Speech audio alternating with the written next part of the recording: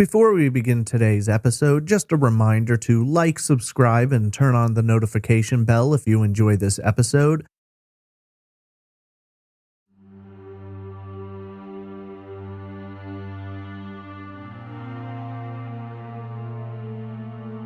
Across 100 plus episodes, there have been a few updates.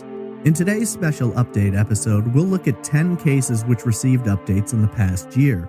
In some of these cases, the updates have resulted in arrests. In others, there have been the development of new leads, renewed investigations, and new evidence.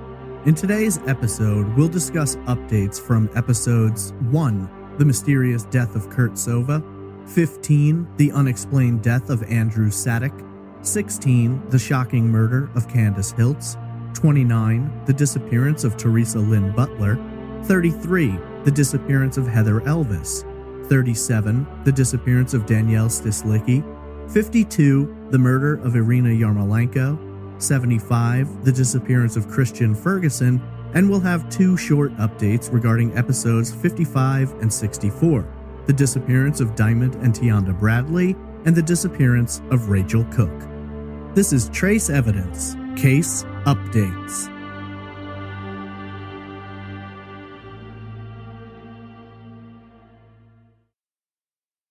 Welcome to Trace Evidence. I'm your host, Stephen Pacheco.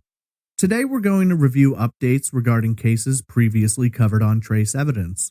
In each update, I'll give you a summary of the case and then go into new developments. So, let's get right to it and go to the first case we're going to be reviewing today, which is The Mysterious Death of Kurt Sova, episodes number 1 and 40 of Trace Evidence.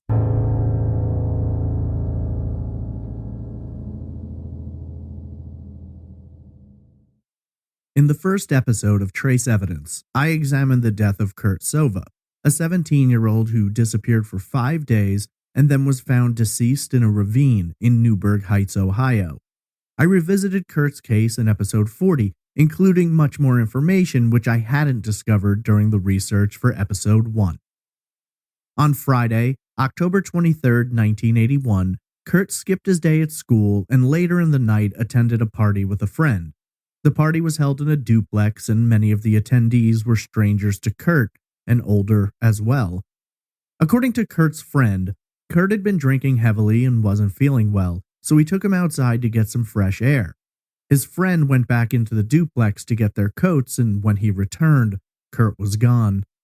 5 days later, Kurt's body was found in a ravine just 500 feet from the location of the party, but Kurt's father had searched that area days earlier, and there had been no signs of his son.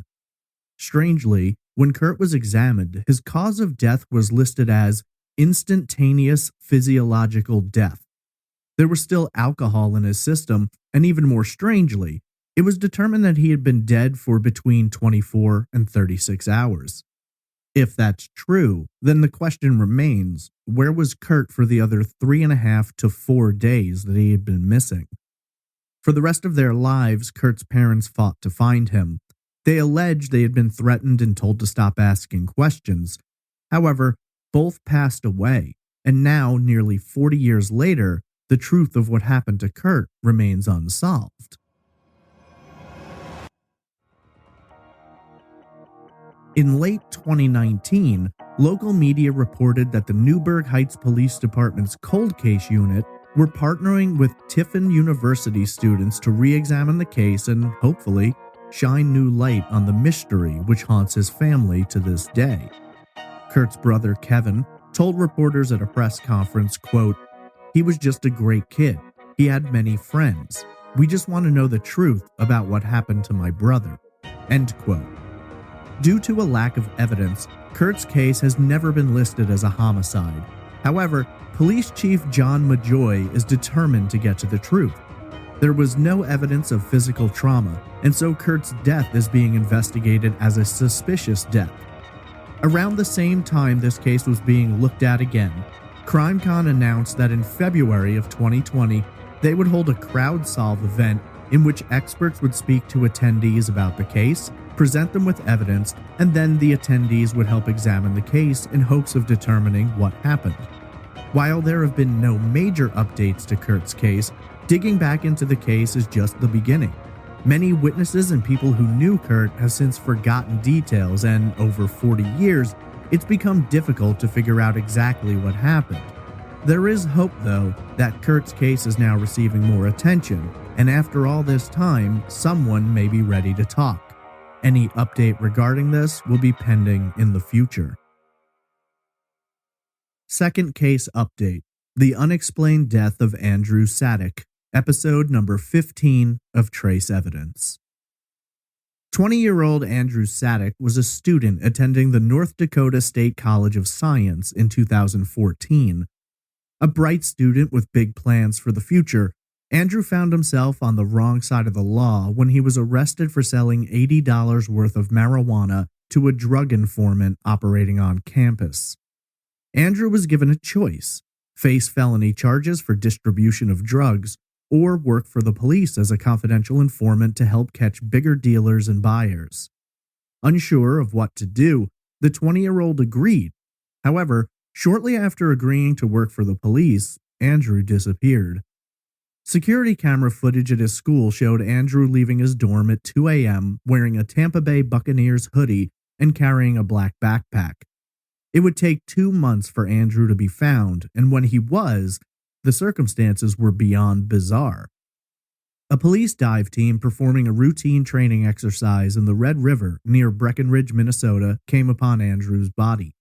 The 20-year-old had died of a gunshot wound, though the weapon was not found despite additional searches. At the time, it couldn't be determined whether or not the shot had been self-inflicted. Perhaps more bizarrely, however, was that Andrew's Tampa Bay hoodie was not on his body.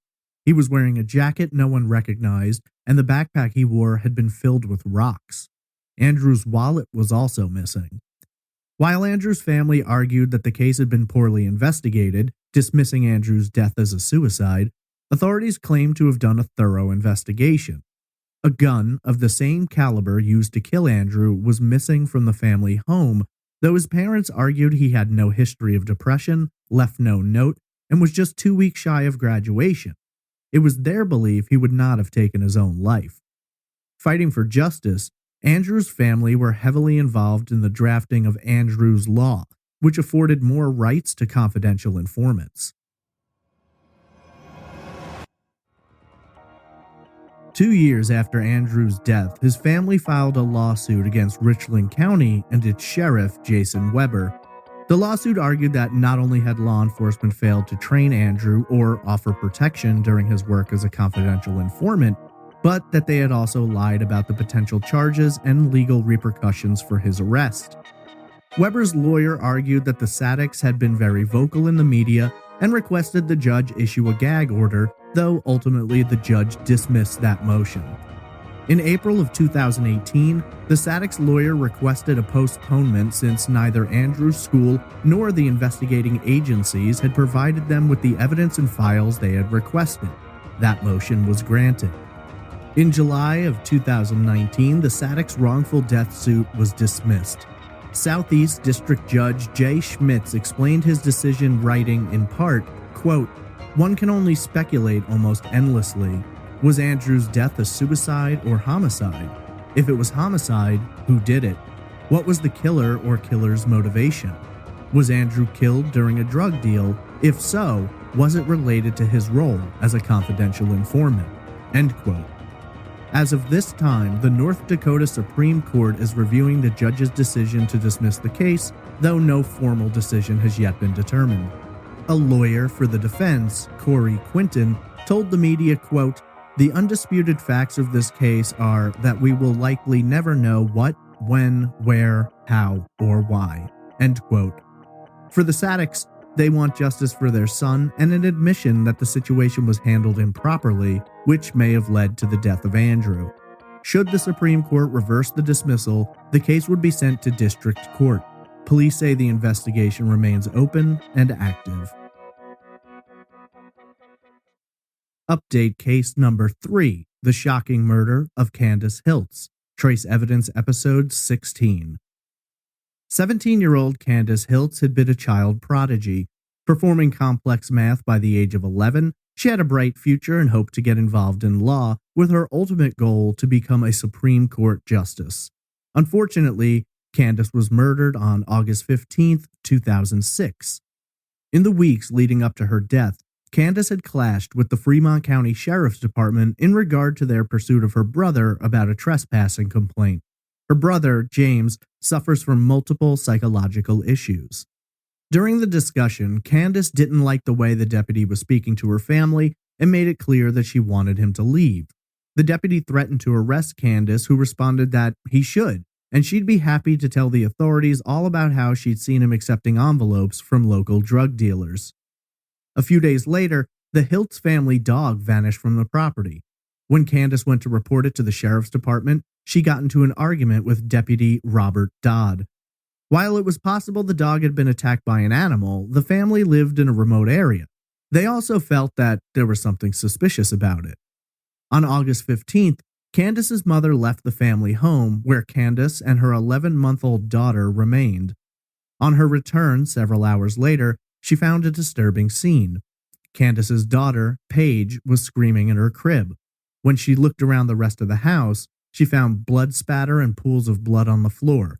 Under a bed, wrapped in a green comforter, she found Candace's body. She had been shot multiple times, predominantly in the head. Deputies Briscoe and Dodd were put in charge of the investigation. According to Candace's family, the investigation was done poorly, the crime scene was hardly examined, and multiple pieces of evidence were left behind, including shotgun shells, bloody towels, the green comforter, and Candace's shirt. Deputies chose to focus on Candace's brother and seemed to focus only on him, dismissing alternative theories. Days after Candace's murder, the family dog was found. It had been tied to a tree and butchered with an axe. When the official autopsy report was released, there were multiple errors. The report claimed Candace's boyfriend had found her, but her mother had actually done so, and Candace didn't have a boyfriend. In addition to that, it reported that 3 guns had been used in the murder, though shells had only been found from 2 guns. In December of 2016, a local man paid $50 to purchase an abandoned storage unit. Quickly upon entering, he realized something was wrong. Among many items related to law enforcement, there was a bloody axe and a pair of bloody socks. It was later determined to have been evidence connected to Candace's case. Eventually, it came out that the storage unit had previously belonged to Deputy Robert Dodd. Dodd was placed on administrative leave, and 5 months later, Deputy Dodd retired from the sheriff's department. In June of 2018, Robert Dodd was arrested and charged with 1 misdemeanor count of abuse of public records and 2 counts of official misconduct related to the evidence found in the storage unit. Dodd was found guilty by a jury and sentenced to 180 days on the misdemeanor charge, with 165 of those days suspended. He received a $500 fine for the misdemeanor, as well as 2 $250 fines for the other offenses.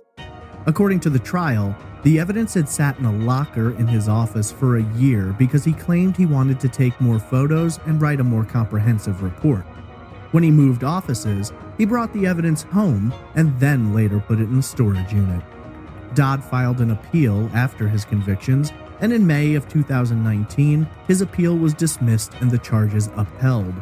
District Attorney Molly Chilson, who was involved in Dodd's prosecution, spoke to the press after the appeal was dismissed, saying, quote, "The defendant argues upholding his convictions would result in a parade of horribles, a slippery slope, whereby any peace officer could be prosecuted for a good faith mistake in the course of his duty.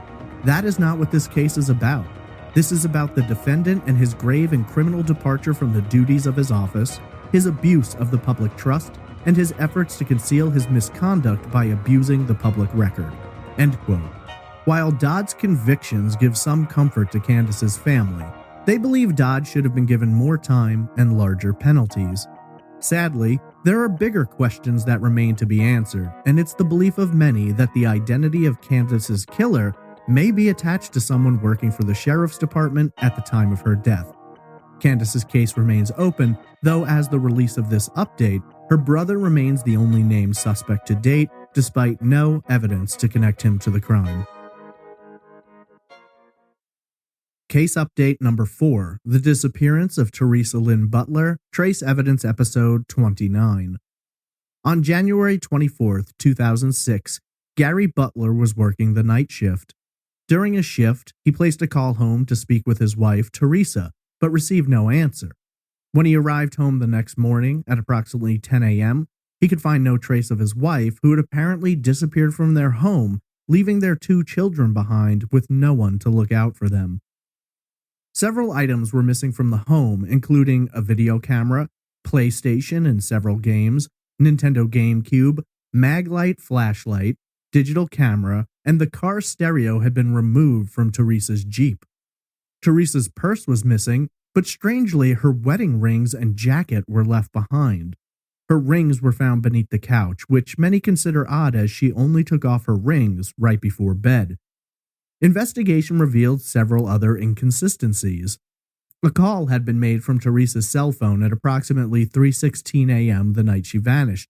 This call was made to a man in Gideon, Missouri, who claimed to have no knowledge who Teresa was. Another call was made after Teresa had been reported missing, this time to the home of 2 elderly women in Clarkton, Missouri, who also did not know Teresa. Police later received a call from a man who said that the family video camera had been involved in a drug purchase less than 24 hours after she vanished. Police recovered the camera, but could not conclusively prove that it belonged to her. For the most part, Teresa's case went cold until November of 2019. Melvin Ray Hufford, a person of interest in Teresa's case from early on, was arrested in November of 2019, charged with first-degree involuntary manslaughter and tampering with physical evidence in a felony prosecution. New Madrid County Sheriff Terry Stevens told the press, quote, "It is satisfying to file charges in the case, but our initial goal was to bring Teresa home safely. That isn't going to happen, so we can at least know that we have someone charged and there is some accountability for her death." End quote. Hufford confessed to authorities, describing what had happened the night Teresa vanished. According to his story, he, Teresa, and a third man were doing methamphetamine together. Hufford claims that after injecting himself and Teresa with meth, that she began to complain of chest pains. Hufford went on to explain that he went to get Teresa a glass of water, and by the time he returned, she was unconscious and non-responsive. Hufford checked her pulse and there was none, at which point he and the other male became frightened. Hufford alleged that after this, he wrapped Teresa in a tarp and took her out of her home. To cover up their trail, he and the other man began taking random items from the home to make it look like a robbery. Hufford said that he took Teresa's body, placed it in the abandoned home of his father, and left it there for several years while he went away to prison for unrelated crimes. At some point, Hufford wrote to his father and asked him about the body in the home. Hufford's father later confirmed that he had in fact seen Teresa's remains. After being released, Hufford went back to the home and recovered Teresa's remains, at which time he placed them in a pit and set them ablaze. After the fire was out, he crushed the bones and placed them in a bucket, dumping them in a ditch. Police did locate and speak to the second man that Hufford claimed was present at the time, though authorities do not believe the man was there and think Hufford was trying to buy himself a deal. Ultimately, Hufford faced charges alone. Hufford pled guilty and was sentenced to 7 years for the Class C felony of manslaughter for injecting the fatal dose of meth and 3 years for a Class D felony for tampering with evidence for moving her body. In total, Hufford will spend 10 years in prison. Sheriff Stevens later commented, quote, "I'm somewhat disappointed in the amount of time he received, but I understand that was the best we were going to get, so I'm satisfied with it." End quote. While Teresa's case has been apparently closed following Hufford's incarceration, her family is left without a body to bury or mourn. There are still some, though, who believe there's more to the story than what Hufford confessed to. Perhaps we will find out someday. Case update number 5, The Disappearance of Heather Elvis, Trace Evidence Episode number 33. On December 17, 2013, 20-year-old Heather Elvis went out on a date. After her date dropped her off at approximately 1:15 a.m., she disappeared. Investigations would later show that Heather received a call from a payphone from her former boyfriend, Sidney Moorer. Heather had carried on an affair with the married Moorer, 38 at the time. After Moorer's wife discovered the affair, Sidney cut off contact with Heather, though his wife Tammy would text and call Heather, harassing and threatening her. After receiving the call from Moorer, Heather called her roommate explaining that he wanted to meet up. The roommate advised Heather not to go. This call lasted approximately 2 minutes, and Heather was never heard from again. After being reported missing, 2 days passed before investigators found Heather's car. It was parked sideways at the Peachtree Landing boat launch. While the car was locked, none of her missing belongings, her purse, keys, or phone were located. Despite searches of the water and the land around it, no trace of Heather was found. Cell phone records allowed police to follow Heather's movements the night she disappeared, but all records stopped at 3:41 a.m. While Sidney and Tammy denied any contact with Heather, surveillance footage showed that Sidney had in fact called Heather the night she disappeared. Traffic cameras also captured an image of a truck, the same style and color of the truck Sidney drove, heading to and from the area of the boat launch that night between 3:36 and 3:46 a.m. There was a great deal of suspicion cast on the Moorers, though for a time, law enforcement was unable to gather enough evidence to make charges. On February 21st, though, investigators served a warrant to search their property. At the conclusion of that search, both Sidney and Tammy were arrested and charged with kidnapping, murder, obstruction of justice, and indecent exposure. While the murder charges were dropped, Sidney went on trial in relation to the kidnapping charges. The jury was hung, unable to come to a unanimous decision, which resulted in a mistrial. Sidney eventually went back to court, this time being charged with obstruction of justice related to the lies he had told investigators about his whereabouts and the phone calls from the night Heather vanished. After a 3-day trial, Sidney was convicted and sentenced to 10 years in prison. In April of 2018, both Tammy and Sidney were indicted on charges of kidnapping by a grand jury. Tammy was ultimately sentenced to 30 years in prison. Sidney received the same sentence when he was found guilty in 2019. Both Tammy and Sidney, under South Carolina law, were given 1 year to turn over information related to the location of Heather's remains, which would result in a reduction of their sentences. While Tammy's year has since expired, Sidney has until September 18, 2020 to produce this information. Sidney has yet to come forward with any information about Heather, her death, or her whereabouts. While the Elvis family finds comfort in the convictions, they long to know what happened to their daughter and to have the opportunity to lay her to rest. Tammy and Sidney continue to maintain that they are innocent and played no role in Heather's disappearance. Case update number 6, The Disappearance of Danielle Stislicki, Trace Evidence episode number 37. On December 2nd, 2016, 28-year-old Danielle Stislicki made plans to have dinner with her best friend Sarah. Danielle was working for MetLife, an insurance company in Southfield, Michigan. Danielle asked to leave early and exited the building at approximately 5 p.m. Around that same time, Sarah received a text from Danielle's phone explaining that she needed to stop home and then would meet her for dinner. Danielle, though, never arrived. When Sarah still hadn't heard from Danielle the next day, she went over to her apartment but received no answer at the door. She called Danielle's parents and they came over, finding the scene strange. Danielle's Jeep was parked 8 feet from her door. Her purse was left inside. When her parents entered the apartment, they found everything was in order except Danielle's keys and cell phone were missing. Police were called and began trying to find evidence, though there was little to gather. Rewards were offered for information regarding Danielle's whereabouts, but in the end, police were left to conclude Danielle had been the victim of a crime. Eventually, A witness came forward claiming to have seen Danielle speaking to the security guard for her office building in the parking garage the day she vanished. 30-year-old Floyd Galloway was that security guard. Curiously, he was not scheduled to work that night. It was suspected by Danielle's mother, who worked with her, that Galloway had a crush on her daughter. When police went to speak with Galloway, he retained a lawyer and refused to speak with investigators. Eventually, police got a warrant and searched Galloway's home 3 times, removing a mattress, car, and floorboards.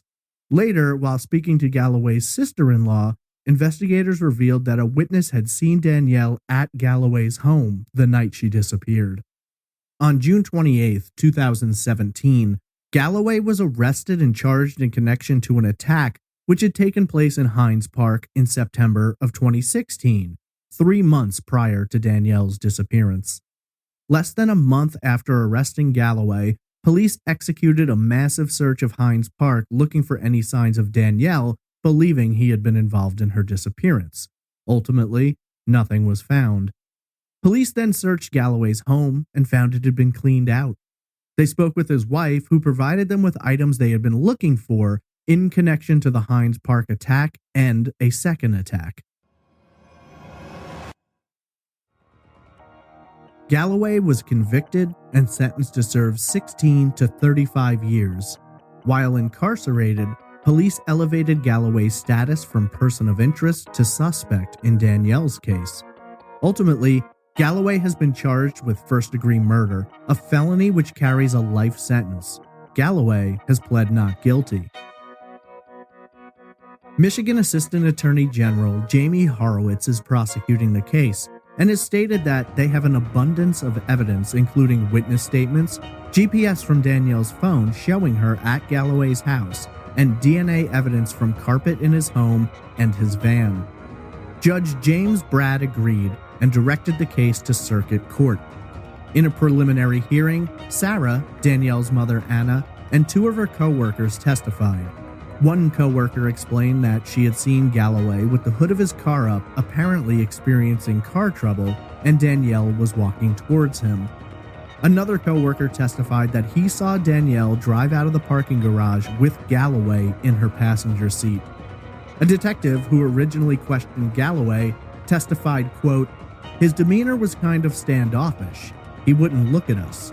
Kind of stared off at the wall when we were talking to him. His hands were shaking." End quote. Police revealed that they had recovered Danielle's car keys and Fitbit near an M5 entrance ramp between Danielle's apartment and a Tim Hortons restaurant, where Galloway was caught on surveillance footage at 8:38 p.m. the night Danielle disappeared. Footage also showed Galloway using the store's phone, then being picked up by a cab. The cab driver dropped Galloway off at an apartment complex directly across from the parking garage Danielle had allegedly driven him out of earlier that night. Police believe Galloway got a ride from Danielle after feigning car trouble. She brought him to his house where the crime took place. He then drove her Jeep back to his apartment, walked from the apartment to Tim Hortons, and took a cab back to pick up his car. A Michigan State forensics biologist testified that touch DNA connected to Danielle was found on carpet taken from the Galloway home. The forensic examiner said that, based on the lack of blood, he believed the cause of death was strangulation. It was decided that there was enough evidence to move forward with trial. The trial itself was delayed and is set to begin on April 20th, that being this coming Monday. More updates are pending regarding how the trial will turn out. Despite all of the evidence, Galloway maintains his innocence and has disregarded pleas from the family for the location of Danielle's remains. Experts believe Galloway will not reveal the location of her remains during the trial, and even if convicted, will likely not give up the information unless there's something in it for him. We can only hope that the Stislicki family will receive justice and hopefully the opportunity to lay Danielle to rest. Case update number 7, the murder of Irina Yarmolenko, Trace Evidence episode 52. 20-year-old Irina Yarmolenko was finishing her sophomore semester in May of 2008. Ira was planning to move on to UNC Chapel Hill to pursue a career in public health. However, Ira would never make it to her junior year, losing her life under strange circumstances. On May 5, 2008, just days after her 20th birthday, Ira attended school to take a final exam. Finishing her exam with a second one planned for 5 p.m., she went out to run errands but never returned. Surveillance footage followed Ira through some of her errands that day, though when she drove down towards the Catawba River, no one was aware. Not long after, 2 jet skiers were going down the river and came upon a strange scene. Ira's body was lying beside her car, which had impacted a tree stump, though not at a high rate of speed. When investigators arrived, they found the 20-year-old with 3 ligatures around her neck. It was ruled that she had died as the result of asphyxia secondary to strangulation. On the same day they found Ira, investigators spoke with Mark Carver, who had been fishing not far from the scene of the crime. Detectives became suspicious when Carver claimed not to have heard anything, and they believed that someone that close to the crime would have heard the car, if nothing else. 7 months later, Carver and his cousin Neil Cassada were arrested and charged with conspiracy and murder. Cassada would die before the trial, leaving Carver to be charged alone. However, it took prosecutors another 2 years to finally bring him to trial. This was due in part to the fragility of the evidence using technology which was new at the time. Carver's guilt was also alleged due to touch DNA, found in 3 locations on the victim's car, though it was also mixed with touch DNA from investigators who had shaken hands with Carver earlier in the day. There were many questions about the evidence used against Carver, including but not limited to improper collection of evidence, contamination of the crime scene, and the fact that investigators focused on Carver from day one, never really looking at any other potential angles.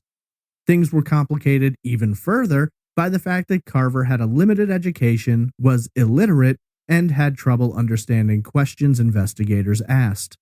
Another issue with the case was that at least one other person had confessed to the murder, but then later recanted. In addition to this, investigators told the Yarmolenko family that someone was in Irina's car when she drove to the river, but this never came up during the trial. There were also questions about the manner of Ira's death and the possibility of suicide. During the trial, Carver's defense attorneys called no witnesses, nor did they present any evidence. Carver was ultimately found guilty, but shortly after, his case was taken on by Chris Mumma, a lawyer for the North Carolina Center on Actual Innocence. Mumma battled against prosecutor Locke Bell about evidence, his failure to deliver files, and the holes in the trial. As of the original episode release, Mumma was fighting to get Carver a new trial.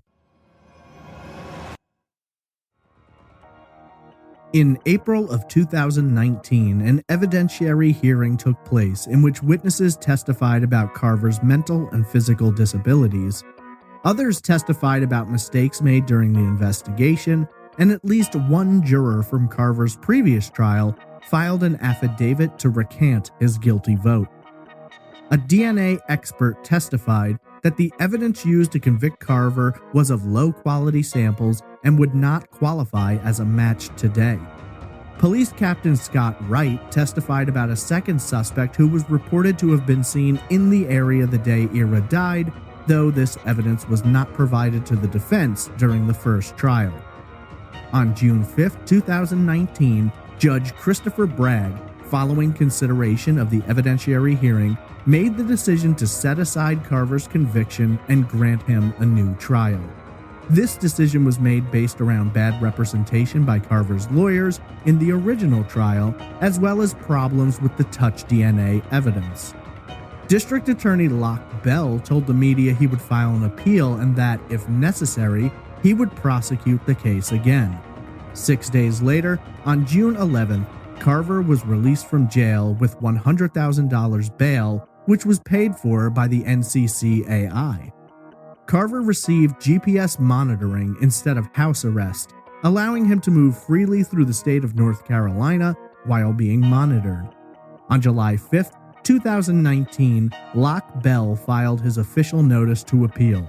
This is the last development in the case, with the new trial pending following a decision of Bell's appeal, which has not yet been filed. Case update number 8, The Disappearance of Christian Ferguson, Trace Evidence episode number 75. This was one of the most disturbing, upsetting, and incredibly difficult to confront cases ever covered on Trace Evidence. This is the case of Christian Ferguson, a 9-year-old who vanished from his father's custody in 2003. Christian was born with a life-threatening illness and nearly died when he was just 3 days old. This illness resulted in Christian needing constant monitoring while also needing to be given a specific diet. Christian's parents divorced, and his father, Dewan, was granted full custody, with his mother, Theda, only having visitation rights.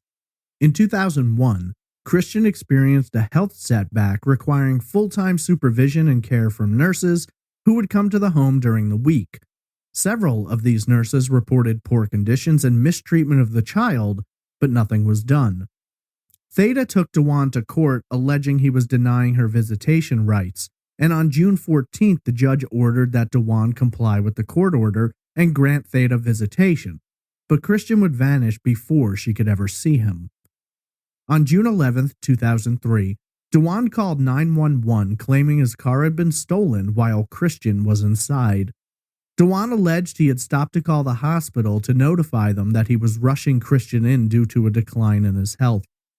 Investigators had many questions about the day Christian vanished, Dewan's story, and over the course of the next 6 years, they discovered many instances, witness statements, and evidence supporting claims that Christian had been neglected and abused. The search for Christian raised many questions, from Dewan's vehicle being found hours after allegedly being stolen, with nothing missing aside from Christian, despite the presence of many valuable pieces of electronics in the vehicle, which was found parked on a neighborhood street not far from a friend of Dewan's. There were also sightings of this friend's vehicle within the proximity of where Dewan alleged his vehicle was stolen. Honestly, the details of this case are highly disturbing and extensive. I'd recommend listening to episode 75 to hear the full, horrifying story. For many, Dewan was the main person of interest in his son's disappearance, and statements from other family members drew a lot of attention to his behaviors on the morning Christian went missing. 16 years after Christian's disappearance, in October of 2019, St. Louis County arrested and charged his father, Dewan, with 1 count of first-degree murder. He is currently being held without bond. While the details of what resulted in Dewan being charged haven't yet been revealed, I would argue there's a good chance it has to do with the fact that his wife, who he was married to during the time Christian disappeared, filed for divorce 1 month prior to Dewan being charged. When asked about the arrest, Theda told the St. Louis Post-Dispatch, quote, "I knew that justice was on its way, but I'm in shock. I feel supported and I'm excited. I'm a lot of different things right now because I don't know how to be in this place, but I'm glad I'm here." End quote. Theda has long fought for justice for her son and has been very involved in victim advocacy. As of now, Dewan Ferguson is in prison and awaiting trial. His defense attorney has argued that he'll get the case thrown out, but only time will tell what new developments in this extremely sad and disturbing case will be revealed. Unlike the previous cases, these final 2 have short updates, but I did want to include them in the interest of thoroughness. Case update number 9, The Disappearance of Diamond and Tionda Bradley, Trace Evidence episode number 55. In 2001, sisters Diamond and Tionda Bradley vanished from their Chicago home. A lot of questions and suspicions revolve around 2 men in the children's lives, though no solid evidence has ever been revealed to the public, and nearly 20 years later, the 2 remain missing.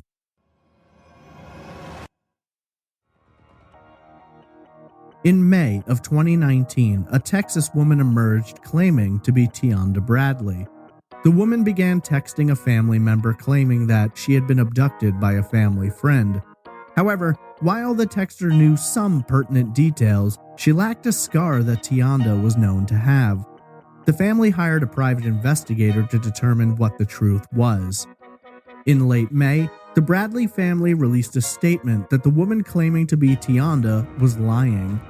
In part, Tionda and Diamond's great aunt, Sheila Bradley Clark, told CBS News, quote, "Unfortunately, the information provided on social media from this group of scammers are not the missing Diamond or Tionda Bradley." End quote. Unfortunately, the sisters remain missing, and there have been no major developments in the case over the past 19 years. Case update number 10, The Disappearance of Rachel Cooke, Trace Evidence episode number 64.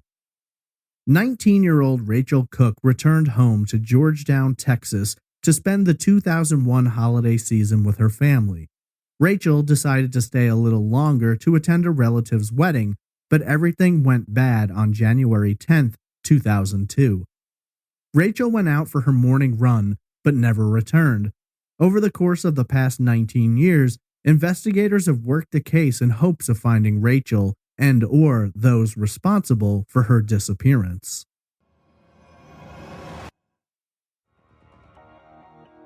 In 2019, there was an apparent break in the case.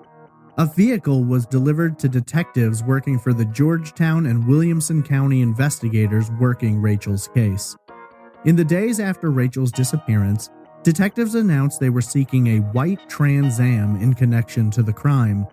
The car delivered to police was a white Trans Am out of Dallas and is currently being swept for DNA or evidence connected to Rachel's disappearance. In addition to the receipt of the car, authorities released 2 new sketches of persons of interest in the 19-year-old's disappearance. Police released the sketches and informed the public that a $100,000 reward is available for information regarding Rachel's disappearance. Jessica Cox, a detective with Williamson County, told the media, quote, "Several months ago, the cold case unit, along with our partners at the FBI and our forensic artist Natalie Murray, began to recreate the original drawings that were done. So she sat down, re-interviewed the original witnesses, and she was able to come up with new digital sketches of the suspects." End quote. There has been no news recently regarding the case since 2019 and what, if any, evidence investigators have gathered from the vehicle, but hopefully the case is being worked harder and new developments will come.